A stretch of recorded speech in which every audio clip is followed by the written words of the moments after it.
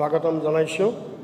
আজি আমি যোৱাকালি অসম চৰকাৰে বিজেপি চৰকাৰে বিত্তমন্ত্ৰী অজন্তা নেওগ ডাঙৰীয়ানীয়ে যি বাজেট দাখিল কৰিলে সেই বাজেটৰ ওপৰত আমি কিছু আপোনালোকক আলোকপাত কৰিব বিচাৰিছোঁ। একে আষাৰে ক'ব পাৰি এই বাজেটখন বিভিন্ন লোকে বিভিন্ন ধৰণে কৈছে। একে আষাৰে ক'ব পাৰি যে আটাইতকৈ সকলো অভিলেখ ভংগ কৰি এই বাজেটখনে প্ৰবঞ্চনাকাৰী বাজেট হিচাপে পৰিগণিত হৈছে। প্ৰথম কথা, এইখন এখন প্ৰবঞ্চনাকাৰী বাজেট আৰু সৰ্বকালৰ ইতিহাস ভংগ কৰিছে প্ৰবঞ্চনাত। বাজেটখনত কি আছে? ইমান দীঘল বাজেট আপোনালোকে দেখিছে। শুৱলা বস্তু কেইটামান আছে। আমাৰ জ্যোতিপ্ৰসাদ আগৰৱালাৰ কবিতা, লক্ষীনাথ বেজবৰুৱাৰ কবিতা, হীৰেণ ভট্টাচাৰ্যৰ কবিতা, অলংকাৰযুক্ত শব্দ, মহাপুৰুষ শ্ৰীমন্ত শংকৰদেৱৰ বন্দনা আৰু বেদৰ শ্লোক এইখিনি বাজেটত আছে। কিন্তু আটাইতকৈ দুখৰ বিষয় যে এই মহান মনীষীসকলক এই বাজেটখনে অপমান কৰিছে। কাৰণ লক্ষীনাথ বেজবৰুৱাৰ ইয়াত কবিতা লিখিছে, বাজক দবা, বাজক শংখ, বাজক মৃদং খোল, অসম আকৌ উন্নতিৰ পথত জয় আই অসম। এই আমাৰ স্বাভিমানৰ প্ৰতীক মনীষীসকলে অসমৰ উন্নতি বিচাৰিছে। অসমত মানুহে খাবলৈ নাপায়, কিডনী বিক্ৰী কৰা পৰিস্থিতি তেওঁলোকে বিচৰা নাছিল। গতিকে আজি সেইসকল মনীষীক তেখেতসকলে কবিতা উল্লেখ কৰি প্ৰকৃততে আমাৰ এইসকল মহান নেতাক অপমানহে কৰিছে বাজেটখনে। তেওঁলোকৰ লক্ষ্যৰ পৰা বাজেটখন বেলেগ পিনে গুচি গ'ল। এখেতসকলে কেতিয়াও ঘৰে ঘৰে মদ বিতৰণ কৰা কথাটো কোৱা নাছিল। হোম ডেলিভাৰী মদ দিবলৈ তেখেতসকলে বিচৰা নাছিল। কিন্তু আজি ঘৰে ঘৰে আজি সুৰা ডেলিভাৰী ব্যৱস্থা হৈছে। যি কি নহওক, মই এইবিলাক কথালৈ নাযাওঁ, মূল পইণ্টবিলাক আহিছোঁ। এতিয়া বাজেটখনত আমি দেখিলোঁ কেইগৰাকীমান সখীৰ সৃষ্টি কৰিলে বাজেটত। দুখীয়া ৰাইজৰ একো নাই। সখী কোন কেইগৰাকীয়ে সৃষ্টি কৰিলে? বেংক সখী, পশু সখী, কৃষি সখী আৰু জীৱিকা সখী। সখীৰহে সৃষ্টি কৰিলে বাজেটখনে।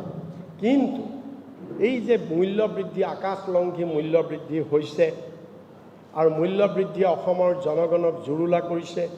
নিবনুৱা সমস্যাই আমাৰ যুৱক যুৱতীসকলক, গোটেই ৰাজ্যখনক ভাৰাক্ৰান্ত কৰিছে। আৰু ক'ভিড মহামাৰীত জুৰুলা হোৱা ৰাইজৰ বাবে বাজেটত একো নতুনত্ব নাই। এতিয়া মই মূল টু দি পইণ্টত আহিছোঁ বাজেটখনত। যে ফাৰ্ষ্ট থিং, বহুত বিৰাট প্ৰতিশ্ৰুতি দিছে বাজেটত। কিমান ডেভেলপমেণ্টৰ কথা কৈছে, ইৰিগেশ্যনৰ কথা কৈছে, মাথাউৰিৰ কথা কৈছে, অসম মালাৰ কথা কৈছে, অসম অষ্টাদশ মালাৰ কথা কৈছে, বিভিন্ন ধৰণৰ ইনফ্ৰাষ্ট্ৰাকচাৰৰ কথা কৈছে, বহুত মেডিকেল কলেজ, বহুত অট'নমাছ কলেজ, ইউনিভাৰ্চিটি, বিভিন্নবিলাক তেখেতসকলে প্ৰতিশ্ৰুতি দিছে। আৰু হিতাধিকাৰীটো বাদেই, ব্যক্তিগত হিতাধিকাৰীটো বাদেই। কিন্তু এতিয়া প্ৰশ্ন হ'ল, এক নম্বৰ প্ৰশ্ন, যে ইমানবিলাক যে প্ৰতিশ্ৰুতি দিছে, সপোন দেখুৱাইছে, এইখিনি পূৰণ কৰিবলৈ বাজেটত টকা কিমান আছে? বাজেটত কিমান টকা ধাৰ্য কৰিছে? বাজেটত তেওঁলোকৰ মুঠ টকা ধাৰ্য কৰিছে 1,07,000 কোটি টকা বাজেটত, এই গোটেই কামখিনিৰ কাৰণে। এতিয়া 1,07,000 কোটি টকা কেনেকৈ আহিব? বাজেটত দেখুৱাইছে অসমৰ নিজৰ কৰৰ পৰা দেখুৱাইছে 21,177 কোটি। মই ফ্ৰেকশ্যনটো কোৱা নাই, আজিতো চবতে আছেই বাজেটখন, পইণ্টটো মই নাই কোৱা। আমাৰ ৰাজ্যৰ নিজৰ কৰৰ পৰা, নিজৰ টেক্সৰ পৰা উপাৰ্জন হ'ব 21,177 কোটি। আৰু কেন্দ্ৰীয় চৰকাৰৰ কেন্দ্ৰীয় কৰৰ পৰা, অৰ্থাৎ GST, তাৰ পৰা উপাৰ্জন হ'ব 20,808 কোটি। আৰু চেণ্ট্ৰেলি স্পনচৰ্ড স্কিম যিবিলাক আছে, কেন্দ্ৰীয় চৰকাৰৰ স্কিম, সেইবিলাকৰ পৰা উপাৰ্জন হ'ব 26,013 কোটি। আৰু ফাইনেন্স কমিশ্যন, বিত্তীয় আয়োগে প্ৰতিবাৰে ষ্টেটবিলাকক এটা সকাহ দিয়ে। এই বিত্তীয় আয়োগৰ পৰা উপাৰ্জন হ'ব 11,508 কোটি। এতিয়া আপোনালোকে নিজেই চাওক, এই বাজেটখনত চেণ্ট্ৰেল গভৰ্ণমেণ্টৰ ওপৰত ডিপেণ্ডেণ্ট বাজেট। অসম চৰকাৰৰ নিজৰ ৰাজহৰ ওপৰত ডিপেণ্ডেণ্ট নহয়। নিজৰ ৰাজহ কিমান? নিজৰ ৰাজহ মাত্ৰ 21,177 কোটি টকা, যিটো আমাৰ টেক্সৰ পৰা আহিব। তাৰ বাহিৰে এই গোটেই 20,818 কোটি টকা, 26,013 কোটি টকা, 11,508 কোটি টকা, এই গোটেইখিনি টকা যদি আপুনি যোগ কৰে এইটো হয় 58,339 কোটি টকা। এতিয়া 1,07,00,000 টকাৰ বাজেটত আপোনাৰ 58,339 কোটি টকা চেণ্ট্ৰেলৰ পৰা আহিব। এতিয়া গতিকে এতিয়া আপোনালোকে চাওক, চেণ্ট্ৰেলৰ পৰা অহাৰ কিবা আশা আছেনে? ৰিজাৰ্ভ বেংকে কি কৈছে? ৰিজাৰ্ভ বেংকে কৈছে যে ক'ভিডৰ পৰিপ্ৰেক্ষিতত, ডিমনিটাইজেশ্যনৰ পৰিপ্ৰেক্ষিতত আজি কেন্দ্ৰীয় চৰকাৰ সম্পূৰ্ণৰূপে দেউলীয়া, GST বহুগুণে ডাউন হৈ গ'ল। আমাৰ 80,000 কোটি টকা GSTৰ বাবদ আমি অসমে কেন্দ্ৰৰ পৰা পাব লাগে 80,000 কোটি টকা। এই 80,000 কোটি টকা আজিলৈকে কেন্দ্ৰই আমাক দিয়া নাই। এইটো নিদিয়াৰ উপৰিও 2019, 2020, 2021 এই দুটা বিত্তীয় বৰ্ষত কেন্দ্ৰৰ পৰা পাবলগীয়া চেণ্ট্ৰেল স্পন্সৰ্ড স্কিমৰ বহুত পইচা নাপালোঁ। বানপানীৰ নামত দিবলগীয়া পইচা কেন্দ্ৰই নিদিলে, আৰু ফাইনেন্স কমিশ্যনৰ যিটো এৱাৰ্ড সেইখিনি কেন্দ্ৰই নিদিলে, বহুত কমকৈ দিলে। গতিকে সেইকাৰণে যোৱা কেইটা বছৰৰ বাজেট ফেইল হৈছে, কেন্দ্ৰৰ ওপৰত ডিপেণ্ডেণ্ট কাৰণে, কেন্দ্ৰই নিদিয়াৰ কাৰণে। গতিকে এইবাৰৰ বাজেটখনো তেনেকুৱাই এখন ফেইল হ'ব, বিফল বাজেট হ'ব, কাৰণ কেন্দ্ৰ চৰকাৰে এইখিনি দিব নোৱাৰে। এই 58,000 কোটি টকা, 58,339 কোটি টকা কেন্দ্ৰৰ পৰা আহিব বুলি আশা কৰি বাজেটখন বনাইছে, কিন্তু এই টকা কেন্দ্ৰই দিব নোৱাৰে। গতিকে আল্টিমেটলি এই বাজেট ফেইল। নাম্বাৰ 1। এতিয়া নাম্বাৰ 2ত আপোনালোকে চাওক, বাজেটত উল্লেখ কৰিছে যে আমাৰ যিটো কৰ্মচাৰীবিলাকৰ পেঞ্চন আৰু সুদ, যি ধাৰ লৈছে সুদ আৰু দৰমহা, কৰ্মচাৰীৰ দৰমহা, ইয়াত কিমান খৰচ হয়? 51,000 কোটি টকা এবছৰত আমাৰ কৰ্মচাৰীৰ দৰমহা, কৰ্মচাৰী, ৰিটায়াৰ্ড কৰ্মচাৰীৰ পেঞ্চন, আৰু আমি যে ধাৰ লৈ থৈছোঁ এই ধাৰৰ ঋণ, সুদ, এই ধাৰৰ সুদ, এই তিনিটা কামত খৰচ হ'ব 51,000 কোটি টকা। বাজেট কিমান টকাৰ আমাৰ গোটেই বছৰটোৰ? 1,07,000 কোটি টকা। গতিকে 1,07,000 কোটি টকাৰ বাজেটৰ পৰা আপুনি কৰ্মচাৰী দৰমহা, পেঞ্চন আৰু সুদ এইকেইটা কম্পালচৰি আপুনি দিবই লাগিব। এইকেইটা যদি আপুনি দিয়াত কম্পালচৰি কৰে, তেতিয়াহ'লে আপোনাৰ হাতত, চৰকাৰৰ হাতত, অজন্তা নেওগৰ হাতত কিমান টকা থাকিব? 56,000 কোটি টকা থাকিব। মাত্ৰ 56,000 কোটি টকা থাকিব। এতিয়া আপোনালোকে নিজে বিচাৰ কৰক, ইমান সমস্যাবহুল এখন ৰাজ্যত 56,000 কোটি টকাৰে এই ইমানবিলাক প্ৰতিশ্ৰুতি কেনেকৈ কৰিব? তাৰোপৰি তাৰে আৰু ইপিনেতো 58,000 কোটি টকা কেন্দ্ৰৰ পৰা অহাৰ কথা, সেইখিনি আহে নাহে কোনো ঠিক নাই। আহিব বুলি আশা কৰিছে, 2টা বছৰততো নাহিলেই। গতিকে বাজেট, এইখন বাজেট কেৱল এখন মানে ভাষাৰ বাজেট, আভুৱা ভৰা বাজেট, তাৰ বাহিৰে এই বাজেট একো নাই। এতিয়া 3 নম্বৰ পইণ্টত চাওক যে প্ৰফুল্ল মহন্ত, মুখ্যমন্ত্ৰী হিতেশ্বৰ শইকীয়া ডাঙৰীয়া আৰু আমাৰ প্ৰয়াত তৰুণ গগৈ ডাঙৰীয়াৰ 2016 চনৰ কাৰ্যকাললৈকে অসমে মুঠ ঋণ লৈছিলে। অসমে 35,000 কোটি টকাৰ ঋণ লৈছিলে অসমে। কিন্তু 5টা বছৰত বিজেপিৰ চৰকাৰে, তেতিয়া আমাৰ আজিৰ মুখ্যমন্ত্ৰী বিত্তমন্ত্ৰী আৰু সোণোৱাল ডাঙৰীয়া মুখ্যমন্ত্ৰী, এই চৰকাৰে 47,000 কোটি টকাৰ ঋণ লৈছে। আপুনি নিজে চাওক, 3জন মুখ্যমন্ত্ৰী, প্ৰফুল্ল মহন্তৰ 2টা কাৰ্যকাল, হিতেশ্বৰ শইকীয়াদেৱৰ 1.5টা কাৰ্যকাল, তৰুণ গগৈদেৱৰ 3টা কাৰ্যকাল, এই ইমান সুদীৰ্ঘ সময়ত এই অসমে মাত্ৰ 35,000 কোটি টকা আমি ঋণ লৈছিলোঁ। আৰু সেই অভিলেখ ভংগ কৰি 5টা বছৰতে 47,000 টকাৰ ঋণ বিজেপি চৰকাৰে লৈছে। ফলত আজি আমাৰ ঋণৰ বোজা কিমান? 82,000 কোটি টকা। আজি অসমত আমাৰ ঋণৰ বোজা হৈছে, ধাৰৰ বোজা হৈছে ৮২,০০০ কোটি টকা। আৰু এই ৮২,০০০ কোটি টকা এইটো বছৰতেই আমি টেক্স কি সুদ দিব লাগিব কিমান জানেনে? ইণ্টাৰেষ্ট ভৰিব লাগিব ৬,৫০০ কোটি টকা, ৬,৫০০ কোটি টকা। তেতিয়াহ'লে আপোনালোকে নিজে বিচাৰ কৰক যে বাজেটত থাকিল ক'ত টকা, ক'ত থাকিল টকা? ৬,৫০০ কোটি টকাটো সুতত দি দিব লাগিব, এইখিনি টকাটো দৰমহাত দিব লাগিব। ডেভেলপমেণ্টৰ কাৰণে থাকিল কি? ডেভেলপমেণ্টৰ কাৰণে কিমান থাকিল চাওক, ডেভেলপমেণ্টৰ কাৰণে থাকিল কিমান? যে বাজেটত দেখুৱাইছে ৰেভিনিউ ব্যয়, যিটো ৰাজহ ব্যয় অৰ্থাৎ ৰেভিনিউ এক্সপেণ্ডিচাৰ দেখুৱাইছে 84,405 crores। 84,405 crores হৈছে ৰেভিনিউ ব্যয়। আমাৰ টোটেল বাজেট কিমান? 1,07,000 কোটি টকা। 1,07,000 কোটি টকাৰ পৰা আপুনি 84,405 কোটি আপুনি বাদ দি দিয়ক। বাদ দি দিলে আপোনাৰ হাতত কিমান টকা থাকিব? 23,150 কোটি টকা। অৰ্থাৎ ডেভেলপমেণ্টৰ কাৰণে ৰাখিছে 23,150 কোটি টকা, ইমানেই থাকিব ডেভেলপমেণ্টৰ কাৰণে। কিন্তু ইয়াত ডেভেলপমেণ্টৰ ইমানবিলাক স্কিম দিছে য'ত হাজাৰ হাজাৰ কোটি টকা হ'ল। এইটো মানুহক বুৰ্বক বনোৱাৰ বাহিৰে কি? মানুহক আভুৱা ভৰাৰ বাহিৰে কি? গতিকে এই বাজেট, সেইকাৰণে আমি এই বাজেটখন এখন যে কোনো কাৰণত যে জনমুখী বাজেট নহয়। আৰু তেওঁলোকে এতিয়া অহংকাৰ কৰিছে। আজি মই শুনিছোঁ বিজেপিয়ে বোলে সাংবাদিক মেল পাতিছে, বিৰাট উৎফুল্লিত হৈছে, মিঠাই খাইছে। কি বুলি? যে আমি চৰকাৰক ধন্যবাদ দিছে। কিয়? বোলে নিৰ্বাচনী প্ৰতিশ্ৰুতি বোলে পালন কৰিলে। এই বাজেটখনে বোলে নিৰ্বাচনী প্ৰতিশ্ৰুতি পালন কৰিলে। এতিয়া আমি চাওঁচোন বাজেটত তেওঁলোকে দিয়া নিৰ্বাচনী প্ৰতিশ্ৰুতি কিবা পালন কৰিলে নেকি? যে প্ৰথম কথাটো হ'ল দুটা মেইন নিৰ্বাচনী প্ৰতিশ্ৰুতিত তেওঁলোকে এবাৰ আহিছে। গোটেই মহিলাৰ অধিকাংশ ভোট তেওঁলোকে পাইছে। এটা হৈছে মাইক্ৰ' ফাইনেন্স, লোন মাফ কৰি দিম। আৰু দ্বিতীয়টো হৈছে অৰুণোদয়ত 830 টকাৰ পৰিৱৰ্তে মাহেকত 3,000 টকাকৈ তেওঁলোকে দিব।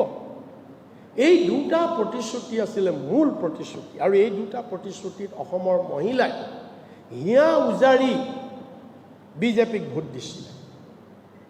আৰু সেইকাৰণে আমি কৈছোঁ যে সৰ্বকালৰ প্ৰতাৰণাৰ বাজেট বুলি। কিন্তু এই দুইটা কেনেকৈ প্ৰতাৰণা কৰিলে বাজেটত আপোনালোকে চাওক। যে প্ৰথম কথা 830 টকাৰ ঠাইত 3,000 কৰিম বুলি কৈ এতিয়া বাজেটত কিমান টকা কৰিলে? 1,000 টকা কৰিলে মাহেকত। অৰ্থাৎ বঢ়ালে মাত্ৰ 170 টকা। কৈছিলে 830 টকাৰ ঠাইত 3,000 কৰিম, কিন্তু কালি আপোনালোকে বাজেটত দেখিছে চবৰে হাতে হাতে আছে বাজেট। আজি মাত্ৰ বঢ়াইছে 130 টকা, এইটো 1,000 টকা, 170 টকা। তেতিয়াহ'লে আপোনালোকে চাওক, এইটো বিশ্বাসঘাতকতা নহয়? এতিয়া ক'ত নিৰ্বাচনী হেৰি কৰিলে? ক'ত নিৰ্বাচনী প্ৰতিশ্ৰুতি তেওঁলোকে পালন কৰিলে? গতিকে এইটো হৈছে এটা চূড়ান্ত বিশ্বাসঘাতকতা। তাৰপিছত আমি আহোঁ মাইক্ৰ' ফাইনেন্স, মহিলাসকলৰ মাইক্ৰ' ফাইনেন্স লোন। এই গোটেই মাইক্ৰ' ফাইনেন্স লোনৰ কাৰণে লাগে টোটেল 12,500 কোটি টকা। এইটো গোটেই হিচাপ কৰি চৰকাৰে কৈছে 12,500 কোটি টকা লাগে লোনটো মাফ কৰিবৰ কাৰণে। লোন এণ্ড প্ৰিন্সিপাল এমাউণ্ট গোটেইখিনি, আৰু ইণ্টাৰেষ্ট এণ্ড প্ৰিন্সিপাল এমাউণ্ট লোনটো মাফ কৰিবলৈ 12,500 কোটি টকা লাগে। এতিয়া কেনেকুৱাকৈ বুৰ্বক বনাইছে মহিলাসকলক আমাৰ ৰাইজক বাজেটত, কিমান চতুৰ আপোনালোকে চাওক। বাজেটত কি কৰিছে? 3টা ভাগত বিভক্ত কৰিলে মহিলাসকলক।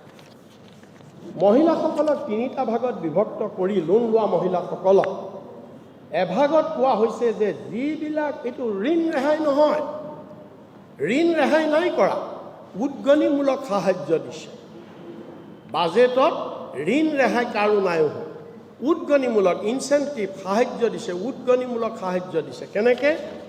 যে যিবিলাক মহিলাই মাইক্ৰ' ফাইনেন্সৰ লোন লৈ আছে আৰু লোন লৈ মাহে মাহে নিয়মীয়াকৈ কিস্তি প্ৰদান কৰি আছে, সেইসকল মহিলাক বাজেটত 25,000কৈ টকা উদগনি দিবলৈ ঠিক কৰিছে।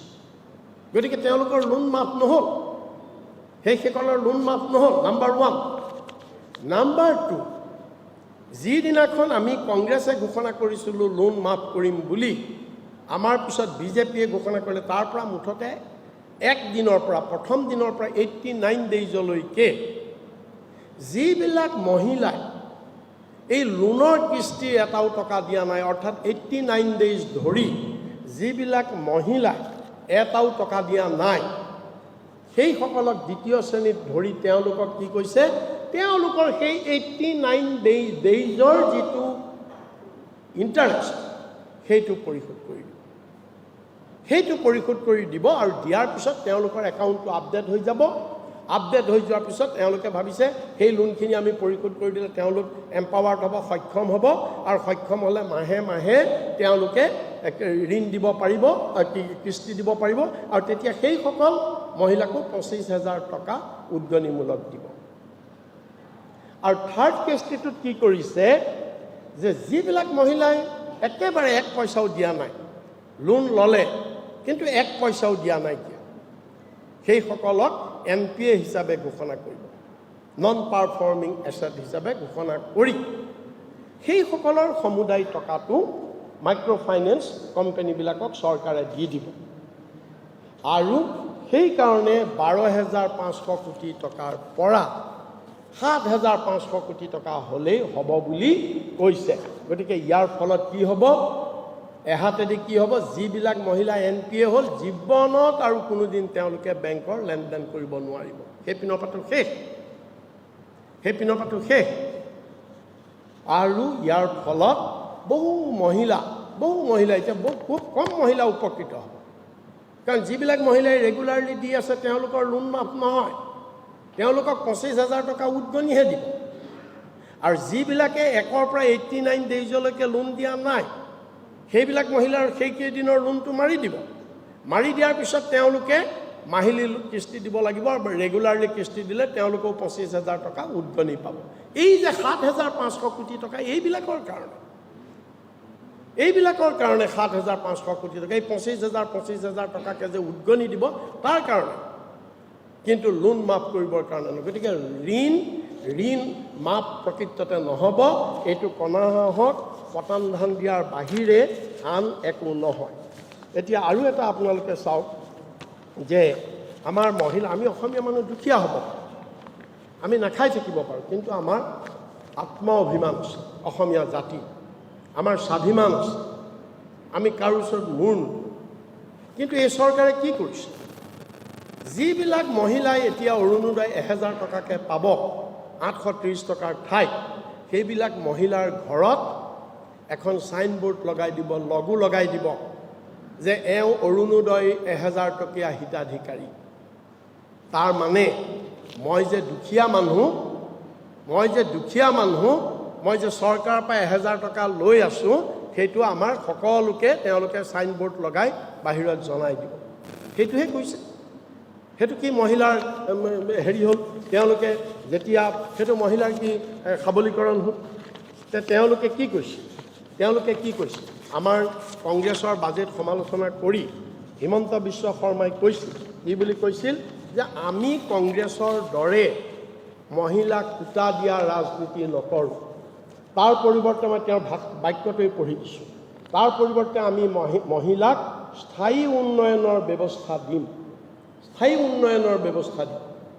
এতিয়া আপোনালোকে নিজেই চাওক, যোৱা 5 বছৰত কি স্থায়ী উন্নয়ন দিলে, আৰু এইখন বাজেটত মহিলাৰ কোনটো স্থায়ী, মহিলাক আৰু ঋণলৈ পঠিয়াই দিলে, আৰু মহিলাক এক্সপ'জ কৰি দিলে। এইগৰাকী মহিলা চৰকাৰৰ পৰা মাহেকত 1,000 টকা পাই চৰকাৰৰ ওপৰত নিৰ্ভৰশীল মহিলা, এইগৰাকী ঘৰত চাইনবোৰ্ড লগাই দিলে বাহিৰত, এইগৰাকী মহিলা মাহে মাহে 1,000 টকা চৰকাৰৰ পৰা পাই দৰিদ্ৰ মহিলা চৰকাৰৰ ওপৰত নিৰ্ভৰশীল বুলি।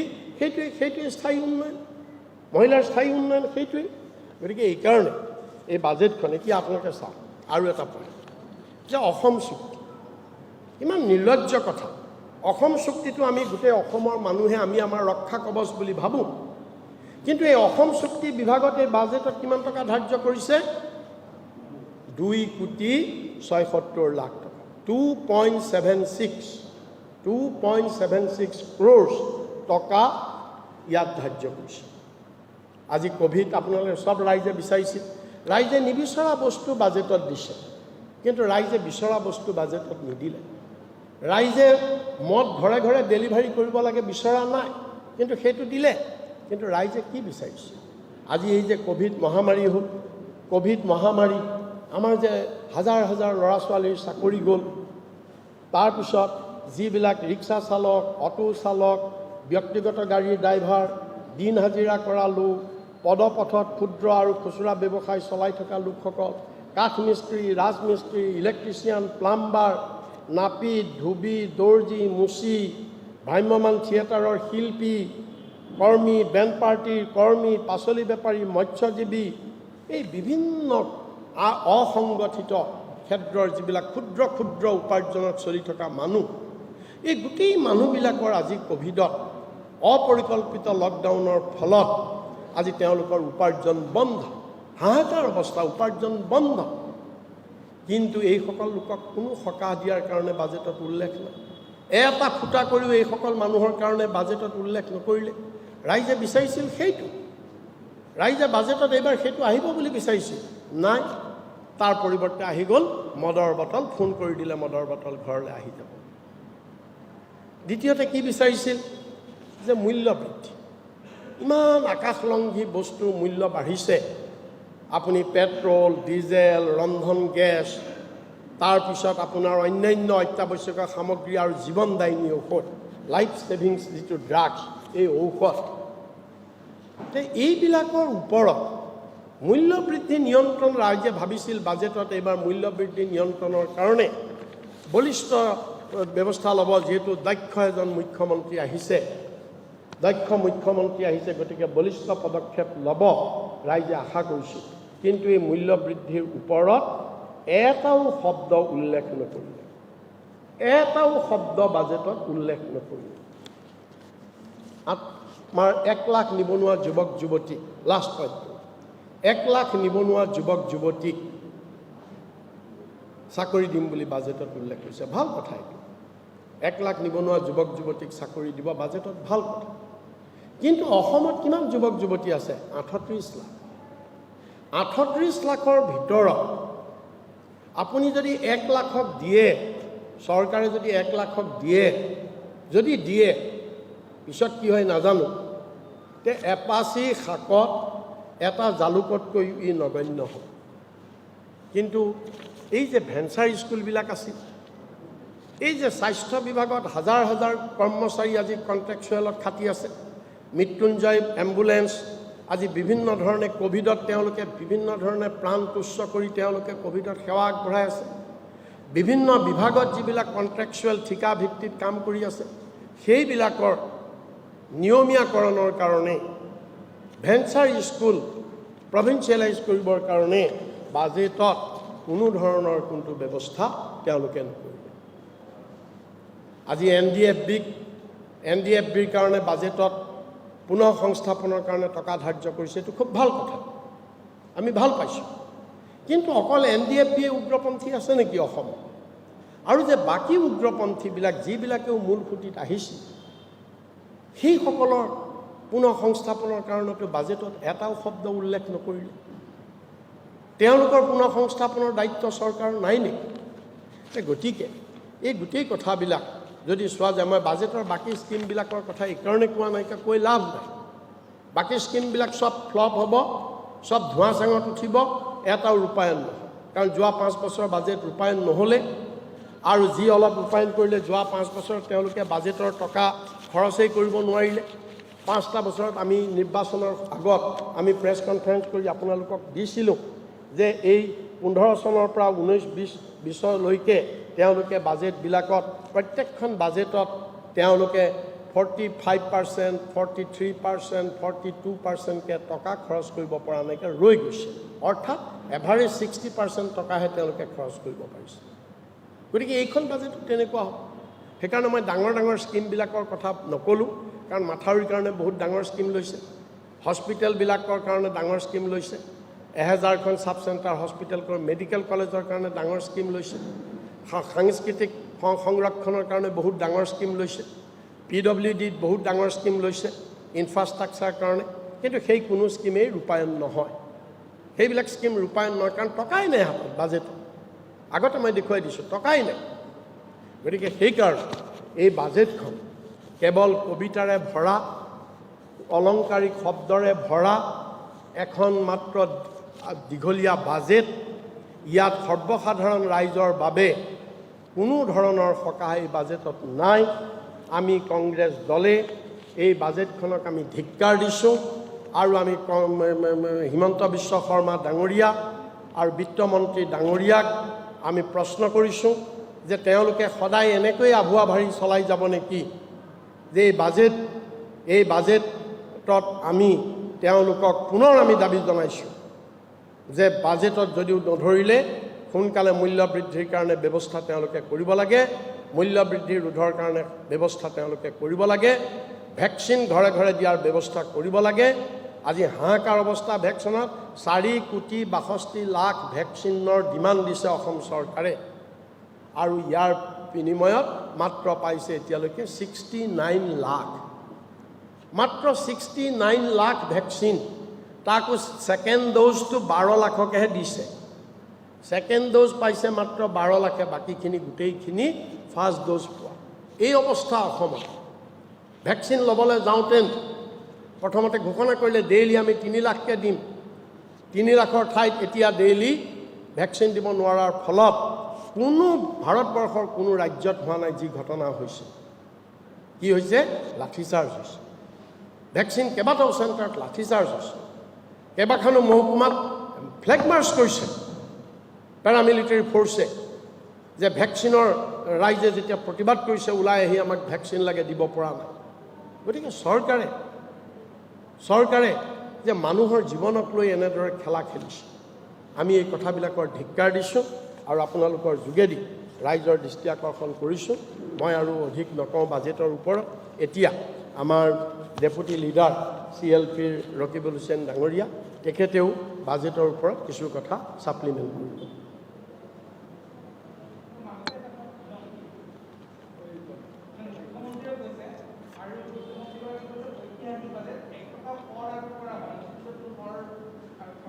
এইটো পিছত আমি আৰু অলপ যাব এনেকৈ ক'লে হ'বনে? এইখিনি অলপ হেৰি কৰি দিয়ক। এইখিনি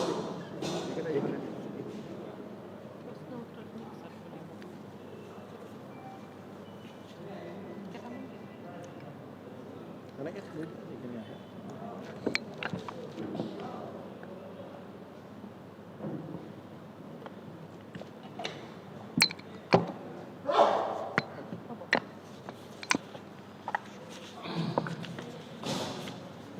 আমি এইখিনি আপোনালোকক চাৰ্কুলেট কৰি দিম, লিখিত দি দিম। ডাটাবিলাক সব লিখিতভাৱে পাই যাব। সাংবাদিক বন্ধুসকল, ইতিমধ্যে আমাৰ প্ৰদেশ কংগ্ৰেছৰ সভাপতি ৰুজুল বৰা ডাঙৰীয়াই প্ৰদেশ কংগ্ৰেছৰ ফালৰ পৰা যোৱাকালি অসম চৰকাৰে যি বাজেট বিধানসভাত দাখিল কৰিছিল সেই বিষয়ে কংগ্ৰেছৰ বক্তব্যখিনি পুংখানুপুংখক্ৰমে আপোনালোকক ৰাইজক জনোৱাৰ কাৰণে ব্যক্ত কৰিলোঁ। ইয়াত আৰু আমি নতুনকৈ সংযোজন কৰিবলগীয়া বেছি কথা নাই। কেৱল মনত পেলাই দিবলৈ কিছু দুটামান কথা যে বিজেপি চৰকাৰ অহাৰ পাছত মাননীয় প্ৰয়াত তৰুণ গগৈদেৱৰ নেতৃত্বৰ চৰকাৰখন যোৱাৰ পাছত যেতিয়াই বিজেপিৰ নেতৃত্বাধীন সৰ্বানন্দ সোণোৱাল মুখ্যমন্ত্ৰী থকা অৱস্থাত সেই সময়ৰ বিত্তমন্ত্ৰী আজিৰ মুখ্যমন্ত্ৰী ডাঙৰীয়াই বাজেট দাখিল কৰিছিল, গোটেই অসমত কংগ্ৰেছ দল কোন হেঁচা হৈ গৈছিল। প্ৰত্যেক দিন বাজেটৰ 2-3 দিন টক শ্ব' হয়, বিভিন্ন কাকতত ডাঙৰ ডাঙৰ হৰফেৰে চৰকাৰৰ প্ৰশংসাত পঞ্চমত হয়। সেই কথাবিলাকহে মই মনত পেলাই দিব ওলাইছোঁ। প্ৰথম যেতিয়া বিজেপি চৰকাৰ আহি বিধানসভাত তেওঁলোকৰ চৰকাৰৰ বাজেট দাখিল কৰিলে, সেই সময়ত তৰুণ গগৈ ডাঙৰীয়া জীৱিত আছিল। তৰুণ গগৈ চৰকাৰখনক বিভিন্ন ধৰণৰ সমালোচনা কৰিলে। এনেদৰে কৰিলে তৰুণ গগৈ চৰকাৰখনক যে তৰুণ গগৈ চৰকাৰখনে অসমখনক শেষ কৰি থৈ গ'ল।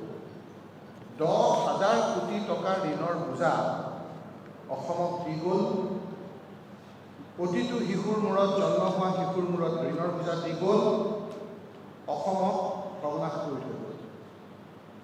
কিন্তু সেই চৰকাৰে দুদিন পিছত এক প্ৰশ্ন উত্তৰ ক'লে যে 9,000 কোটি টকা তৰুণ গগৈ চৰকাৰে জমা থৈ গৈছিল। সেইখিনি কথা মই নকওঁ, কিন্তু তেতিয়া মানুহে আশা কৰিছিল যে হয় তৰুণ গগৈ চৰকাৰে 10,000 কোটি টকাৰ ঋণৰ বোজা ল'লে এই চৰকাৰখনে ঋণ নলয়।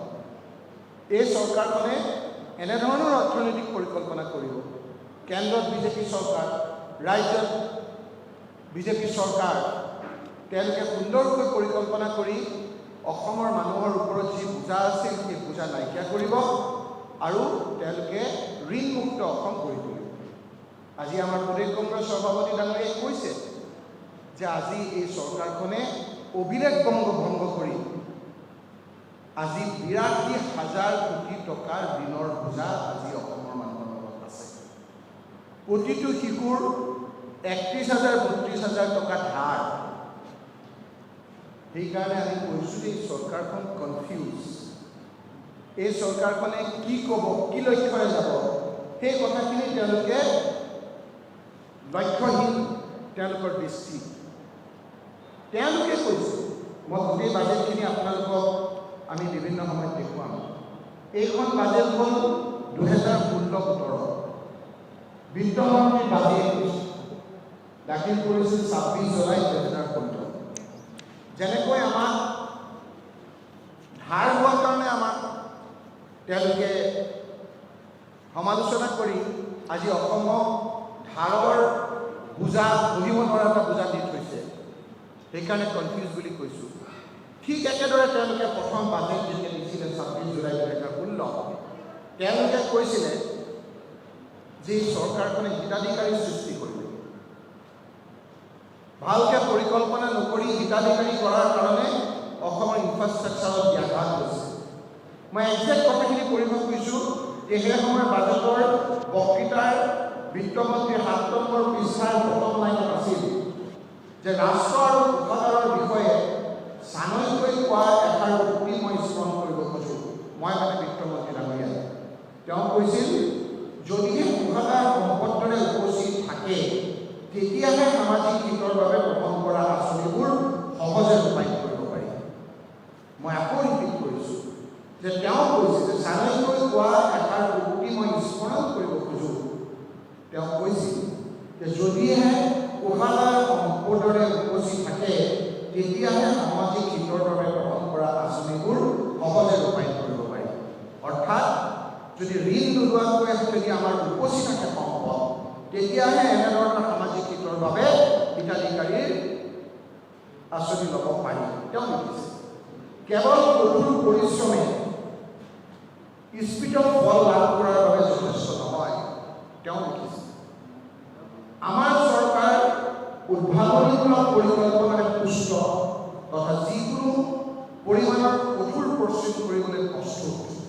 কিন্তু তেওঁৰ কথা সমাজ হিতহী কাম কৰিবলৈ কেৱল সেই যথেষ্ট নহয়, বহু প্ৰয়োজনীয় ৰাজহ আহৰণৰ বাবেও যথাসাধ্য কৰিবলৈ আমি সাজু থাকিব লাগিব। তেওঁ কৈছিল যে আমি হিতাধিকাৰী বেছি দিয়াৰ কাৰণে সেই চৰকাৰখনে আজি বিভিন্ন ক্ষেত্ৰত আমাৰ ঋণ হৈ গৈছে। তেওঁ কৈছে যে পৰিকল্পনা বহিৰ্ভূত শিতানৰ ব্যয় যোৱা কিছু বছৰ ধৰি বৃদ্ধি পাবলৈ ধৰিছে। বিগত কেইটামান বছৰৰ বাজেট পৰিপূৰ্ণ হৈ আছিল ব্যক্তিগত হিতাধিকাৰে লাভালাভৰ বাবে প্ৰস্তুত কৰা আঁচনিৰে। তেনে আঁচনিবোৰে ৰাজ্যৰ বিকাশ ত্বৰান্বিত কৰিব নোৱাৰে। তেওঁলোকৰ চিন্তা যে আমি যিবিলাক হিতাধিকাৰীক দিছিলোঁ, আমি এজন মানুহক 25,000 টকালৈকে দিছিলোঁ, আমি ৰাজমিস্ত্ৰী কাঠমিস্ত্ৰীক দিছিলোঁ আমাৰ চৰকাৰে। সেই সময়ত কৈছিল যে হিতাধিকাৰী লাভালাভৰ বাবে প্ৰস্তুত কৰা আঁচনিৰে ৰাইজৰ বিকাশ ত্বৰান্বিত কৰিব নোৱাৰে। বিগত সময়ত দেখা গ'ল যে ঘোষিত এনে আঁচনিবোৰ ৰূপায়ণ নোহোৱাকৈ বহু ৰৈ আছে। এই সমগ্ৰ ব্যৱস্থাটো বাজেট পবিত্ৰতা বহু পৰিমাণে ম্লান কৰি পেলাইছে। তেওঁ কৈছে যে এই সমগ্ৰ ব্যৱস্থাটোৱে বাজেটৰ পবিত্ৰতা বহু পৰিমাণে ম্লান কৰিছে। বহু পৰিমাণে পবিত্ৰতা ম্লান কৰিছে, বহু পৰিমাণে পবিত্ৰতাটো ম্লান কৰিছে। সেই একেখন চৰকাৰে বিত্তমন্ত্ৰী মুখ্যমন্ত্ৰী হোৱাৰ পিছত তেওঁলোকে কৈছিল যে মাহিলী 830 টকাকৈ আৰ্থিক সাহায্য প্ৰদানৰ ব্যৱস্থা কৰা হৈছে। প্ৰতি মাহে বৰ্তমান 20,21,500 গৰাকী হিতাধিকাৰী লৈ 167.77 কোটি টকা মোকলাই দিয়া হৈছে। একেখন চৰকাৰে 20,21,500 গৰাকী হিতাধিকাৰী সৃষ্টি। আৰু এইবাৰ কি পৰিকল্পনা কৰিছে? যিখনে কৈছিল যে পবিত্ৰতা ম্লান কৰে, কৈছে যে এই আঁচনিৰ অধীনত 6.36 লাখ নতুন হিতাধিকাৰী অন্তৰ্ভুক্ত কৰিব। আমি হিতাধিকাৰী দিব লাগে নালাগে এইটো বেলেগ ভিতৰত। গতিকে চৰকাৰখন কনফিউজ। এতিয়া কথা হ'ল যে আমাৰ আগতে আমি দেখিছিলোঁ সৰুতে যে এখন দোকান আজি ভালকৈ চলাবলৈ হ'লে দোকান এখন, ঘৰখনটো এখন ঘৰ, তাৰ বাজেটটো ভালকৈ হ'লে ঘৰখন ভালকৈ চলে। আমি সৰুতে দেখিছিলোঁ যে কিছুমান দোকানত আমাক হালকাঠা খাবলৈ মাতে। যে কি হালকাঠা? ৰসগোল্লা খুৱাই, ভালকৈ খুৱাই। কি যে পুৰণা বাকীবিলাক তেওঁলোকে বুজে, আৰু পুৰণা বাকীবিলাক যেতিয়া দিয়ে নতুন খাতা কৰে। পুৰণা বাকী নিদিলে নতুন খাতা নুখোলে। এই চৰকাৰখনে অসমৰ ৰাইজক পুৰণা বাকীবিলাক দিলে নে নাই এনেকৈ আলোচনা হৈছিল। আমি কোনটা চাওঁ যে আমাৰ চৰকাৰে, তেওঁ বিজেপিয়ে কৈছিল যে 26,000 গাঁৱক 1 কোটিকৈ উন্নয়নৰ কাৰণে সাহায্য কৰিব। একদম টপ শ্ব', কংগ্ৰেছতকৈ বহুত ভাল। 26,000 গাঁও আজি নিমাত 26,000 গাঁৱৰ 26,000 কোটি টকা খৰচ কৰিলে নে নাই? তোমালোকে প্ৰথমে বাকীখিনি দিলানে নাই? আপোনালোকে সেইখিনি প্ৰশ্ন আজি উত্তৰ নাই। আমাৰ নতুন নতুন বিধানসভাত দেখিছিল এজন বিধায়কে বিয়া কৰি পত্নীক বোলে টুইন টাৱাৰ দেখাবলৈ আনিছিল। কাৰণ চৰকাৰখনে ক'লে টুইন টাৱাৰ কৰিম। টুইন টাৱাৰ নাপালে কেইটামান মাত্ৰ, আপোনাক মই 16, 17, 17, 18, 18, 19, 20, 21 এই সকলো বাজেটত আপোনালোকে যদি চাই ক'লে এই কথাবিলাক আমি আৰু ক'ব খোজা নাই। ঋণৰ বোজা বাঢ়িছে। আজি আমাৰ মাজত হাহাকাৰ লাগিছে। চৰকাৰ কনফিউজ। টুইন টাৱাৰ কথা কৈছিল নাই। 26,000 গাঁৱক তেওঁলোকে দিম বুলি কৈছিলে, গতিকে সেয়া নাই। আৰুতো অলেখ আছে। কিন্তু কথা হ'ল যে ৰাইজ কিন্তু এইখনৰ পৰা আশা কৰিছে। COVID-19ত গাঁৱৰ অৱস্থা খুব বেয়া। গুৱাহাটীত থাকি বহু কথা বুজা নাযায়। ইয়াত 5টা 6টালৈকে খোলে। গাঁৱত কিন্তু বহুতত সম্পূৰ্ণৰূপে বন্ধ, বহুতত 12টালৈকে বন্ধ। দোকানবিলাক নচলে। ৰাতিপুৱা দোকানখন খোলে, বহি থাকে, এটাও বিক্ৰী নাই, আকৌ বন্ধ কৰি যায়। ঘৰৰ মহিলাগৰাকী ল'ৰা ছোৱালীকেইটাই চাই আহে বিক্ৰী হ'ল, কিবা এটা পাম নেকি? নাই। ঘৰখন নচলে। ভালকৈ বিক্ৰী হৈ থকা দোকানখনৰ স্বত্বাধিকাৰৰ দোকানখন নচলে। দোকানখন নচলাৰ ফলত সেই দোকানৰ স্বত্বাধিকাৰে ক'ৰ পৰা দিব তেওঁৰ কৰ্মচাৰী?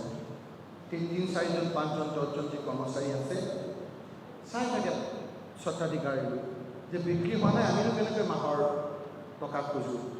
আৰু এই স্বত্বাধিকাৰী ঘৰখন যেনেকৈ নচলে, কৰ্মচাৰীসকলে দৰমহা নোপোৱাৰ বাবে কৰ্মচাৰীৰ ঘৰখনো ভালকৈ নচলে। এই সময়খিনিত চৰকাৰে কিছুমান কাম কৰিব নালাগিছিল। গাঁৱত খবৰ কৰক, বিদ্যুৎ মাচুল বহুত বঢ়াই দিছে। বিদ্যুৎ মাচুল BPL কানেকশ্যন ফ্ৰী দিয়ে চৰকাৰে। মাহে মাহে সেইসকলে বিদ্যুৎ মাচুলটো দিব লাগে। যোৱা চৰকাৰখনে 5টা বছৰে এটা দিনো বিদ্যুৎ মাচুল নল'লে। এতিয়া সেই BPL মানুহবিলাকক দিছে 20,000 25,000 টকা এক মাহতে। এই 2 দিনত বিদ্যুৎ মাচুল দিব লাগে। আজি যদি গুৱাহাটী চিটিত এটা ট্ৰেন্সফৰ্মাৰৰ পৰা 50জন 100জন মানুহে কানেকশ্যন লয়, যদি তাত 10জন মানুহে যদি বিল নিদিয়ে, সেই 10জন মানুহৰ কাৰেণ্টটো কাটে। কিন্তু আমাৰ গাঁৱত এই চৰকাৰে যদি কোনোবা ট্ৰেন্সফৰ্মাৰত 50জন মানুহৰ কানেকশ্যন লাগি থাকে, যদি 10জন মানুহে আপোনাৰ বিল নিদিয়ে, ৰাজহুৱা জৰিমনা কৰি ট্ৰেন্সফৰ্মাৰতে লাইনটো কাটি দিয়ে। এই পৰীক্ষাৰ সময়ত হাহাকাৰ লাগিছে। মাটিত থকা এই এইবিলাক আপোনাৰ প্ৰব্লেম, এইবিলাক মাটিত থকা মানুহৰ সমস্যা। আজি মিঠাতেলৰ দাম 200 টকা হৈছে, 200 টকা। কণীৰ দাম বাঢ়িছে, উপলঙা কৰিছে ইয়াৰ মন্ত্ৰীয়ে। পেট্ৰল ডিজেলৰ দামৰ কথা কওঁতে কেন্দ্ৰীয় চৰকাৰৰ ওপৰত ঠেলি দিছে। ৰাজ্য চৰকাৰৰ যিবিলাক বস্তু সেইবিলাকৰ এক হাহাকাৰ অৱস্থা। কাকতত পঢ়িছোঁ বিদেশত বোলে এই লকডাউনৰ সময়ত মদ খোৱা মানুহটোৱে ঘৰত সোমাই থকাৰ কাৰণে বহুত মহিলাক অত্যাচাৰ কৰিছে। যি ঘৰৰ মতা মানুহটোৱে মদ খাই পত্নীক অত্যাচাৰ কৰে, সেই পত্নীয়ে ভাবে যে মই ৰাতিপুৱা কথা পাতিম, এতিয়া মদ খাই আহিছে। আৰু এই চৰকাৰখনে ৰাতিপুৱাই মদৰ দোকান খুলিছে। ডাউনলোড কৰি মদৰ হোম ডেলিভাৰী, চাওকচোন এই সময়ত এইটো কৰিব লাগিছিল। সেইকাৰণে এইখিনি কথা আপোনাক কৈ আমি ক'লোঁ। সেইকাৰণে একেটা কথাতে আমি কৈছোঁ, আকৌ ক'ব বিচাৰিছোঁ যে ভেঞ্চাৰ স্কুলবিলাক যে আপোনাৰ কেঞ্চাৰ বেমাৰ হ'লে যে ভয় লাগে, চাইকেলখন পামচাৰ হ'লে যে গৈ পেলাই যে নাপায়গৈ, সেইকাৰণে বহুতে কৈছে এই বিজেপি চৰকাৰৰ অৱস্থা তেনেকুৱা। কি ব্যৱস্থা? বোলে স্কুলৰ কেঞ্চাৰ, বেমাৰৰ কেঞ্চাৰ, চাইকেলৰ পামচাৰ আৰু বিজেপি চৰকাৰৰ লেকচাৰ, এইবোৰৰ একো নাই। ধন্যবাদ। হৈছে কিবা এটা সুধিছিলে, কিবা প্ৰশ্ন আছে নেকি? আজি ভাবোঁ বেলেগ প্ৰশ্ন নকৰিব, নহ'লে আজি এতিয়াই থাকক, আকৌ কৰিম নহয়। এতিয়া আমাৰ হাতত বহুত বস্তু জমা হৈ আছে, আপোনালোকক দিবহে পৰা নাই আমি। ঠিক আছে, থেংক ইউ। সকলোৱে চাহ খাই যাব।